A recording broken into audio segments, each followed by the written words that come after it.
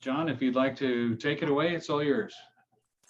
Okay, well, thanks very much, Bruce, and it's a pleasure as always to talk to you guys, although we don't know how much feedback we can get, so it's not like real life, but it's always good to give you some ideas with obviously the idea of helping you to improve the water treatment and retain the clients that you've got.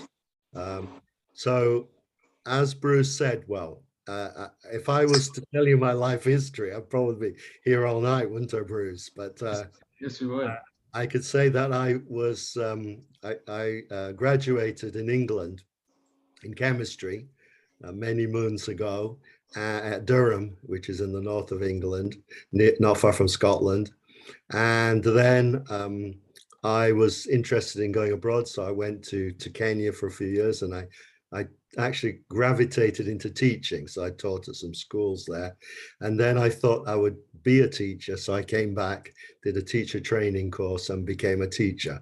And then I taught in England. And then I got a job in South America. So I taught in Brazil for a while because my granddad had always said, oh, you need to go to Machu Picchu. So I went to Machu Picchu. It was like really exciting for me. And then when I came back from Brazil, decided to go into the real stuff like business, not teaching. So I did a postgraduate business course and I moved into business and I got a job selling water treatment because it looked appealing. It looked like something you could never solve all the problems. And so that sounded exciting to me. So I moved into water treatment and worked in the UK. And then I came back to Brazil again. And Lester Jr., one of the owners, asked me to start up Chem Aqua in Brazil. So he said, first you have to work for ChemSearch. Sounds like a punishment really, doesn't it? But it was an opportunity. So I worked for 6 years with my case, doing like 20 visits a day, commissioned rep, selling 5 gallons of this and 5 gallons of that. And then he said, okay, we're going to start Chem Aqua. So we started Chem Aqua in about 2000. And we started with just me. And that was it, no sales, just me. We started Chem Aqua and we grew it. The moment we're probably about $20 million, although Brazil keeps growing and then they devalue the currency. So we go up and then back down again. And then I got involved in South America. So I did technical support. I started at Peru first and then Chile and starting up Argentina now and did like South American technical support. And then 7 years ago, Steve Haberly, who was the manager of president actually of Chem Aqua, said, no, we need someone in America to do international. So I came up to America and started doing international. And then about a year ago, was it, Bruce? I was invited to come and work with you guys in ChemSearch, which is great, really, because it sort of reminds me, being in the field, helping enthusiastic people with water treatment reminds me of when we first started in Brazil. So, you know, it's really great. It's great fun to work with people in the field. So thanks very much for that opportunity. Does that sound enough, Bruce? That's perfect, John. Thank you. So do you want to say anything or shall I get started? You can go ahead and get started. We have everybody muted. So if you have questions, you can put them in the chat. We'll see if we have time for them. If not, we'll certainly get back to you after the class. This is being recorded. So for those folks that can't watch it, they'll be able to see it at a later date. Okay, great. So, well, steam and condensate, I think, are like areas which at the beginning, most people don't get involved in specifically. And it takes quite a long time to really understand the ins and outs of steam and condensate and carryover and what's what and what's actually going on. Because the steam and the condensate and the carryover really heavily influence everything else in the boiler treatment. And unless you have a really good control over the steam and over the condensate and over the carryover, you can have real problems with your boiler treatment.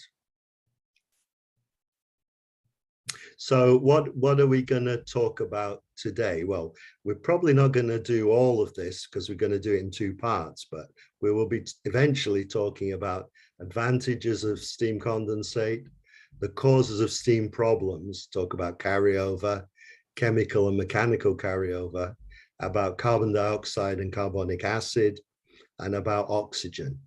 And we'll talk about obviously how to reduce the problems with steam. We'll talk about purity of steam, dealc, RO, demin, and amines. And we'll talk about steam purity. So this idea of steam purity and steam quality is something that clients get quite confused about. We'll talk about carryover and how to prevent it.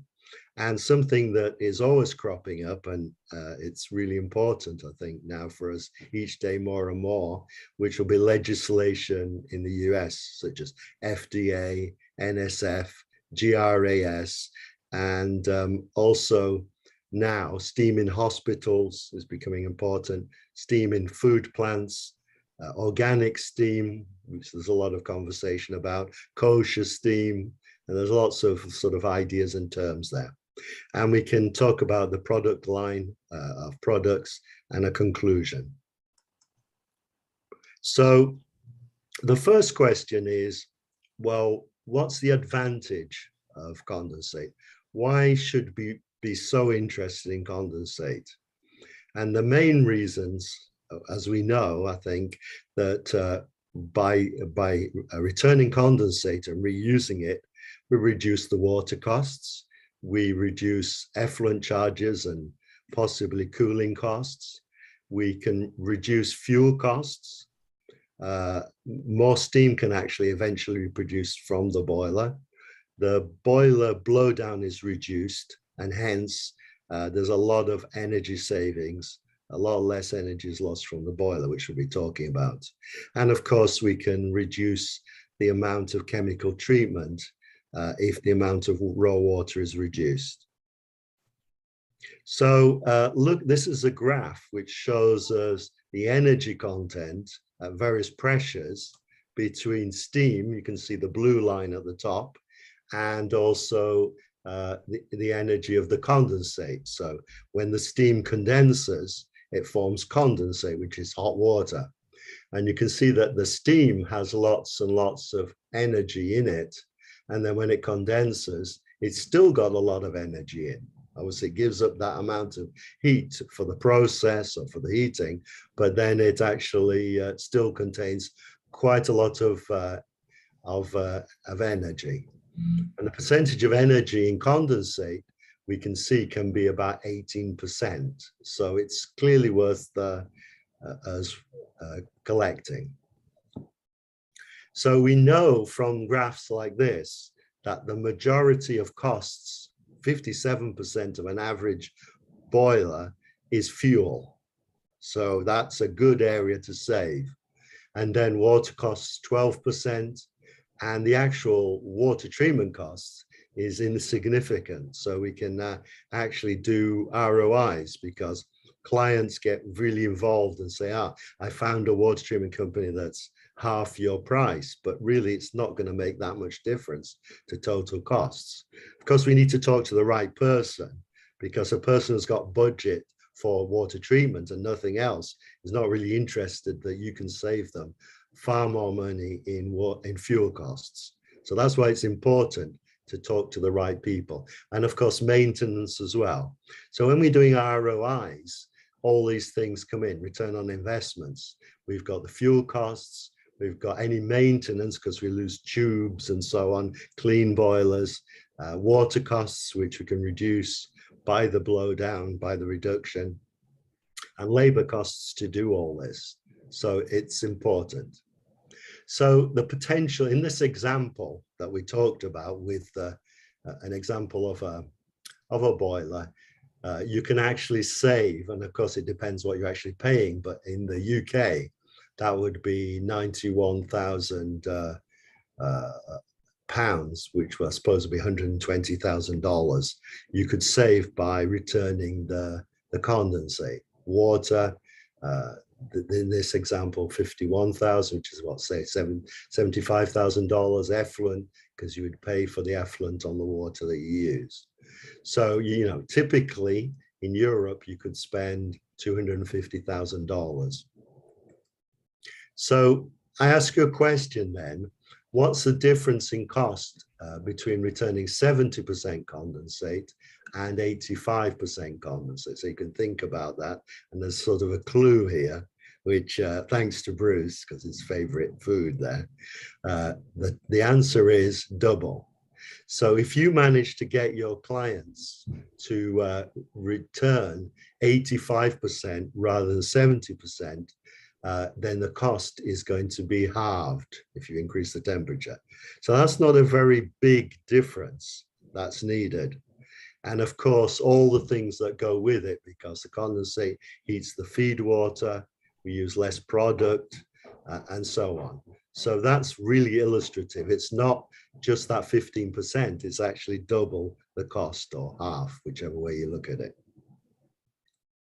So we know how to calculate condensate return. We just look at 1 minus the feed water, say chloride levels, divided by the makeup chloride levels, or we can do silica levels, or we can do conductivity levels to actually with the same calculation. So we always do the feed water level divided by the makeup, and it's 1 minus that. So some examples here. We should theoretically, of course, get the same number for everything.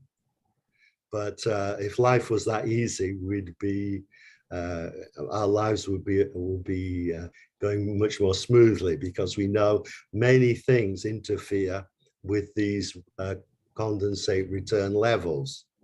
One of them might be, for example, if the silica in the makeup is really, really low, then if you divide a low number by another low number, of course, the error is going to be big, because you can't measure low numbers really accurately, especially with a field kit.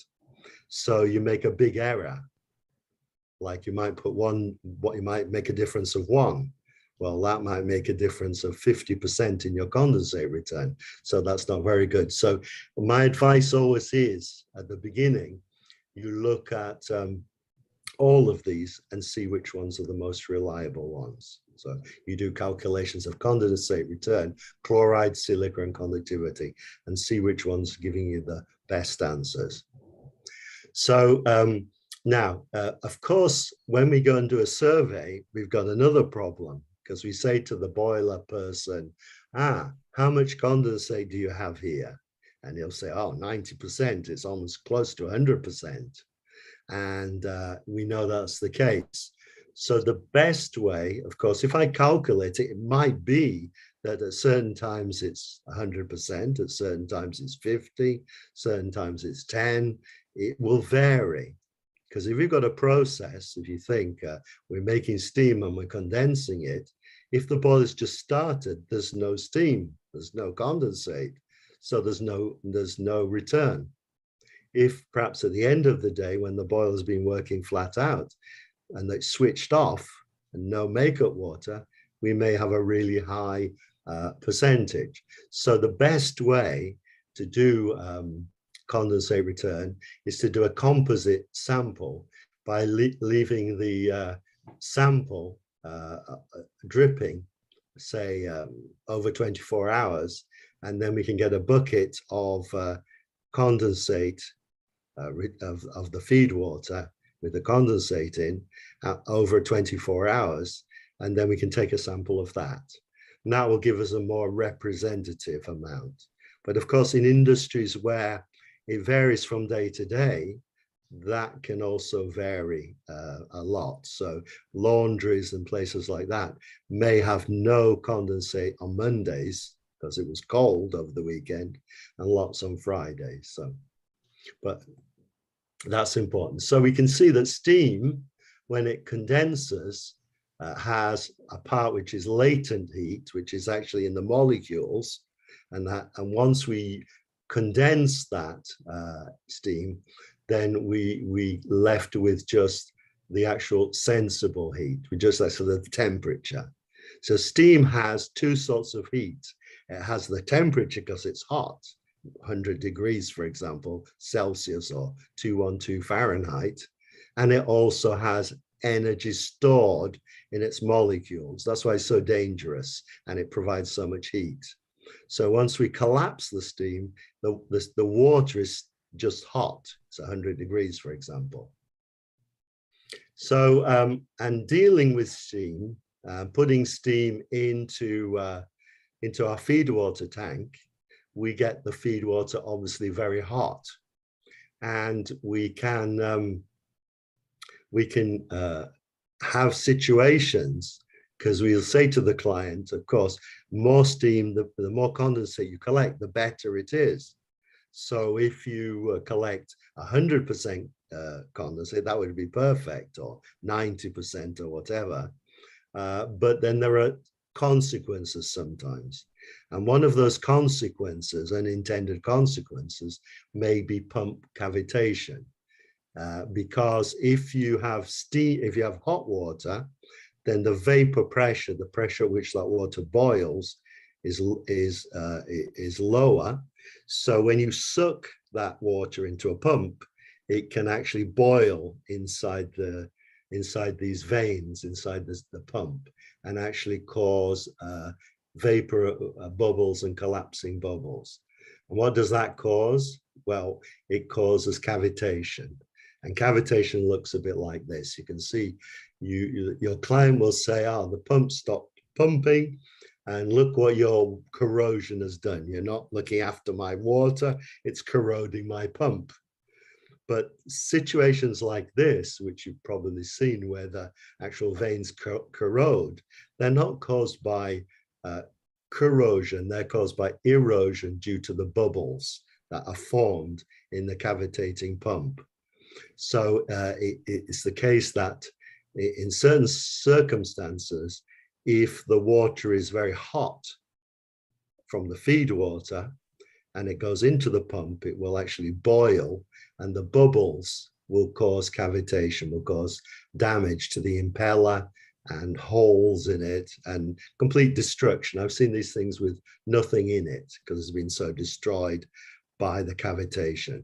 And an explanation of that is that obviously if we have a tank, a feed water tank high up, it creates a pressure.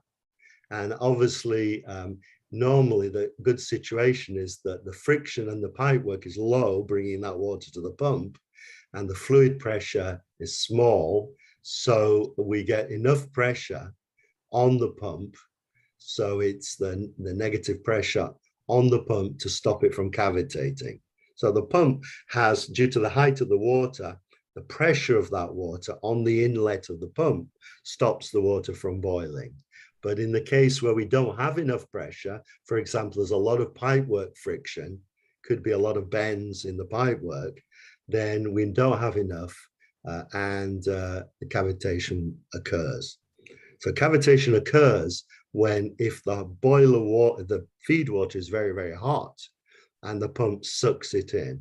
So obviously you need to use, and this pressure, this negative pressure of a pump that it needs will depend on the make of pump. So you can buy anti-cavitational pumps, which are pumps that will withstand this pressure. They don't need so much pressure.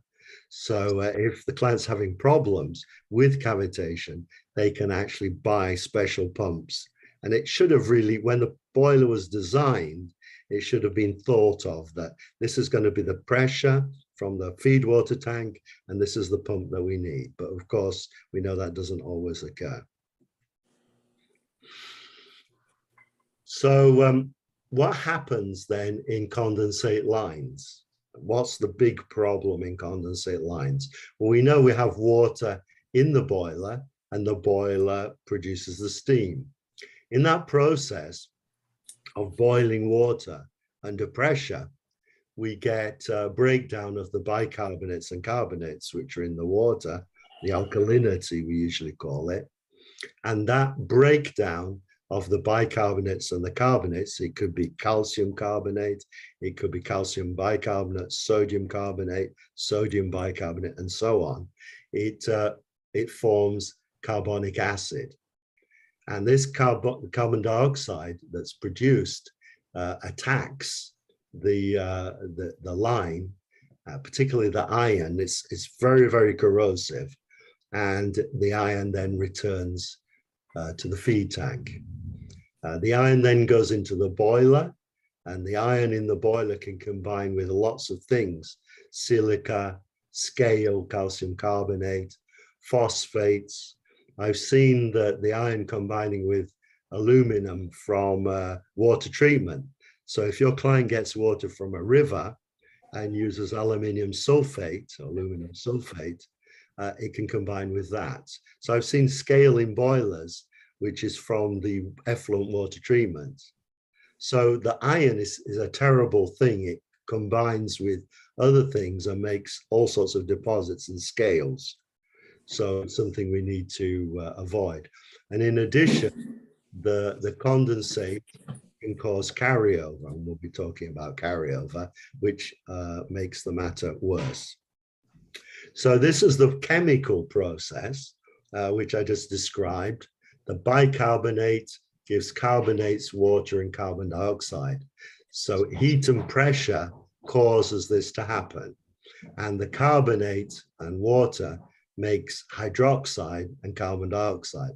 That's why if we have a water with bicarbonates, carbonates in, we can produce our own caustic soda, our own hydroxide in the boiler.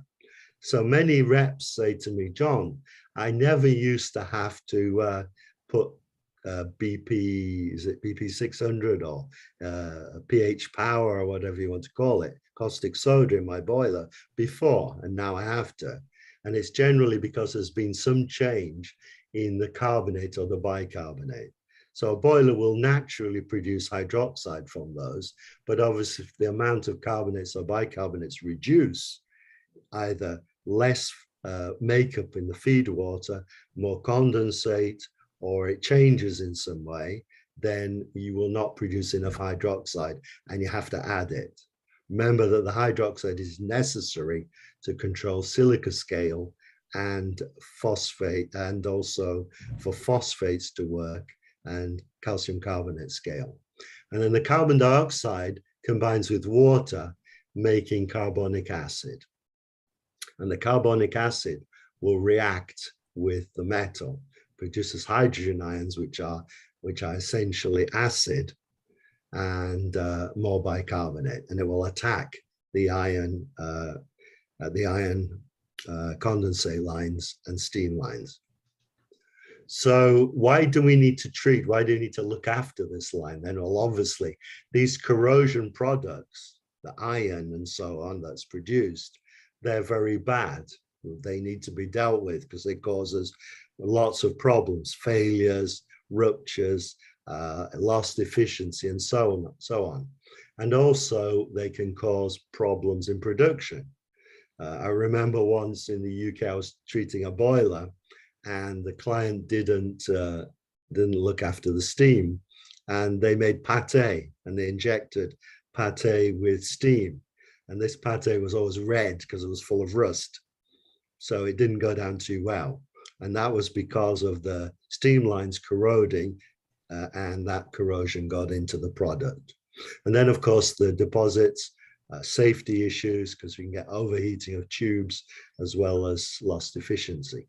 And so there can be a huge ROI to be obtained in energy losses, in all sorts of things, maintenance, and so on, because of this need to treat the line. So it's something we have to pay attention to, and something that we should suggest to client alternatives. So this is what happens to the condensate line with carbonic acid. And you can see that the bottom, where the water flows, it's where the carbon dioxide dissolves. It actually thins the metal. So it's always useful when a client says, my steam lines or my condensate lines are being attacked, they're thinning, they're getting holes, it's good to know the orientation of those holes, because obviously the water condenses at the bottom and that produces the carbonic acid, and the carbonic acid thins the bottom of the pipe. So classically, carbonic acid, carbon dioxide thins the bottom of the tubes, and it will also thin like screw threads. So if you've got any screw threads that fit in to your steam lines, it will make them thin as well and corrode and become leaky. So those are classic examples of corrosion of condensate lines or condensate return lines. In the case of oxygen, because also oxygen can get into steam lines as well, it may come through the boiler because we don't use enough oxygen scavenger, sulfite or whatever. It may be drawn in. Sometimes in some places, the boilers stop at the weekends. And what happens is that as the steam collapses, it draws in air from the outside. So we get oxygen in there. And oxygen pitting is different because, as we know, it's like a series of pinholes. So we get pitting, classic pitting, which is formed by oxygen corrosion. And you can see in this example on the right. So the whole fabric becomes thin. And this is what will happen to the boiler if we get ion return from the condensate. So many clients will call you in and say, hey, hey, John, you're corroding my boiler, it's all red. But you'll notice that it may be red, but there's also scale, and so it's like red scale. What's happened is that the ion coming back from the condensate lines is combined with the scale, and that could be, as we said, aluminum, phosphate, calcium scale, silica scale, various combinations, and produces this red coating. And it sometimes is very, very difficult to remove because it's got silica and so on in it. So it's something you need to avoid, and that's coming from the condensate return. That's why it's really important to sample your condensate return and look for iron that's coming in there, or the feed water also, and see if it's mixing in. So if we don't have enough polymer in there, we can't keep these tubes clean. So we need enough polymer. How is the polymer used in the boiler? It's used to disperse iron, and we have some products, the CWT, the CBD 94 and 5, so the boiler one is normally called 95, that is an iron dispersant. And so that has, it will actually disperse the iron, which is in the boiler, and on the tubes, forming on the tubes, and help us to remove it in the blowdown. And it will also help to keep the sludge soft and help removing scale. So the question is, how much, when do we need extra polymer, and how much extra polymer do we need?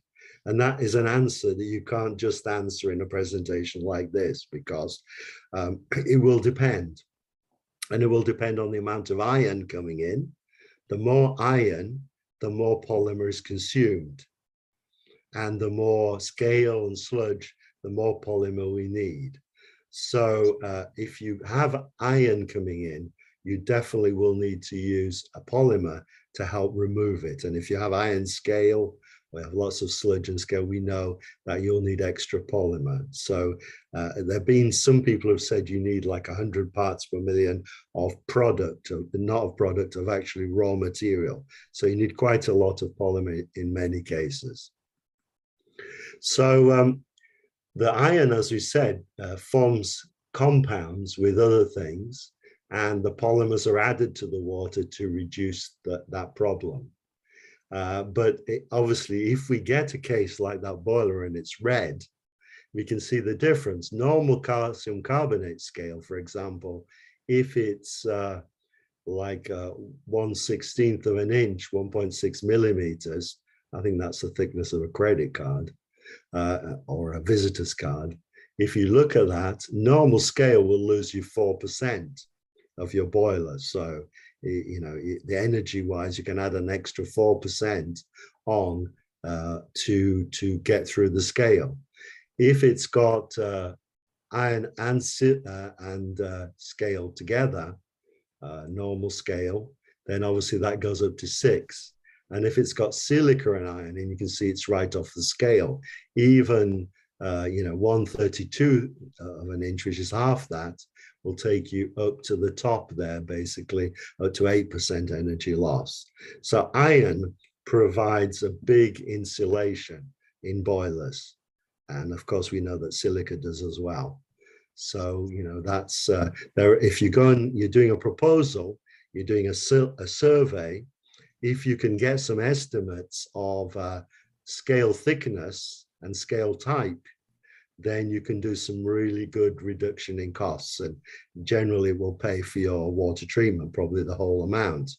Now, the question is, how do you do this? Well, obviously, if the boiler is open, you can actually remove some scale. You can get it analyzed, or you can analyze it in the field to see if there's iron in there, to see if there's silica in there, and then you can make a proposal based on that. If the boiler's closed, you just have to make some guesstimates. I mean, sometimes pieces you can get out, or photographs, or sometimes you can say to the client, oh, let's, you know, what do you think the thickness of the scale is, and work from there. But you can do some really good calculations. And if you want to calculate the amount of carbonic acid that's produced, there is also a way of calculating that, because that, if you're going to use, we're going to talk about amines to neutralize this acid, then you can actually calculate it. So you can look at the bicarbonate alkaline to the carbonate, and from that you can calculate the amount of CO2. And then from that, you can neutralize that CO2 in the steam. So there are ways of calculating carbon dioxide production, and from that, you know, carbonic acid. We know that in a steam line, on any metallic surface, then the pH between 9 and 12 is where minimum corrosion occurs. So you can see by this red bar, that's the approximate pH value, and that gives us the alkalinity levels. So we can see that, you know, this is the point at which between pH 9 and 12 is where you get the least corrosion in metal. So that's why, you know, for example, a closed loop, you'd use a pH of 8.5, for example. And if we look at typical carbonic acid rates, if we do that calculation and we get for example, 6 parts per million of carbon dioxide produced in the steam, then that will attack 25 mils per year of steel surface. Well, what does that mean? Well, 1 mil is 1,000th of an inch. So you can see that 6 parts per million of carbon dioxide in a condensate flowing through a pipe of 1/4 of an inch gives us 250 mils. The wall thickness will eat away 50% of that wall in 5 years. So it gives an idea that if we've got 6 parts per million, then we will obviously lose half of the integrity of the steam pipes in that period of 5 years. And we could lose the pipes then in 5 years. Whereas if we reduce that, then obviously we can make it last twice as long. So we can do ROIs in the steam treatments as well. So how do we treat steam then? We've got this steam, we've got this problem of carbonic acid. So how do we treat it? Well, and we're going to talk about that in the training, not all of it today, but we can pre-treat it so that we don't have the carbonates, we don't have the carbon dioxide. We can stop carryover, which is also important in wear of steam lines.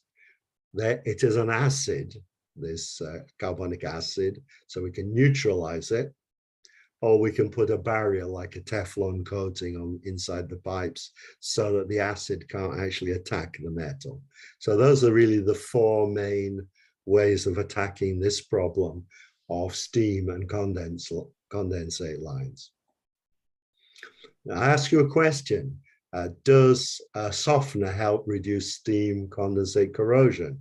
The answer is no, because a softener will only change sodium for calcium, won't it? Won't change anything else. So it won't change the carbonates and the bicarbonates, which are responsible for carbonic acid production.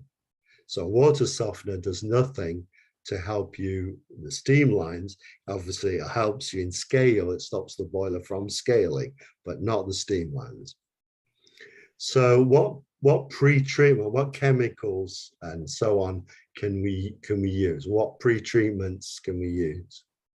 Well, we can't use a softener, as we said, but there is also another sort of softener which uses salt, but that removes the bicarbonate instead of the salt. So there are softeners which remove calcium and stop scale.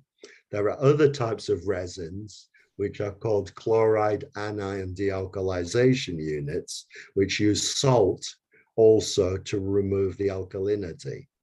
So they can be used to remove the alkalinity.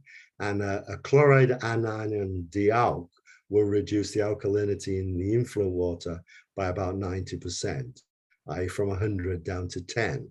So that's the good news. But then there's bad news in that the chloride will increase about 1 ppm for every ppm of alkalinity and sulfate which is removed. So if we use a chloride anion dealk, which regenerates with salt, we can remove quite a lot of the alkalinity. We can remove quite a lot of the carbonic acid, the carbon dioxide and the carbonic acid, but will increase the chlorides. So if the conductivity of the water or the chlorides in the water are already quite high, that may become impossible. We might not be able to use a unit like this because the chlorides will be too high in the water, or the conductivity in the makeup water will be too high. So these units can be used. They're very safe, of course, because you're essentially using salt to regenerate like a softener, but they have a disadvantage in that they're going to increase the conductivity by 1 as they remove 1 from the alkalinity, and the chlorides are going to go up. So that may not be a good thing. Chloride and dealks, as I said, they look like water softeners. So in some clients, they use a water softener and a chloride dealkaline dealk unit. And so the bicarbonates, the carbonates come in, they exchange for chloride ions, and you remove the carbonates and bicarbonates, and you're left with chloride ions, which is the salt part behind. So they can be useful. And then there are other ones, they're the classic dealkalizers, which remove alkalinity with acid, and demineralizers, which remove alkalinity. They remove everything. And they're a bit out of favor now because people use reverse osmosis, don't they, a lot? But still some companies will use demineralizers and classic acid dealkalizers. And they will actually, in this case, they will use dilute acid in the case of removing the alkalinity, and that will cause the alkalinity to be removed. And a demineralizer has the other half, which has caustic soda, which will remove the other ions. So a demineralizer will use remove positive ions and negative ions, and the dealk unit on its own will just remove the alkalinity and react it with acid in a resin. So obviously these are a bit out of favor because they use acid, they use caustic soda, So they're a bit dangerous for like people who don't know what they're doing. So a lot of, you tend to find these in big companies, but they could be used. And of course, nowadays, everyone will use like reverse osmosis units, which are almost like nanofiltration. They will remove everything from the water. The problems with them, of course, are that they need to be looked after. They need descalant, or they need a water softener. They need cleaning. They need dispersants, biocides, often to keep them working, to keep them clean. And they're expensive.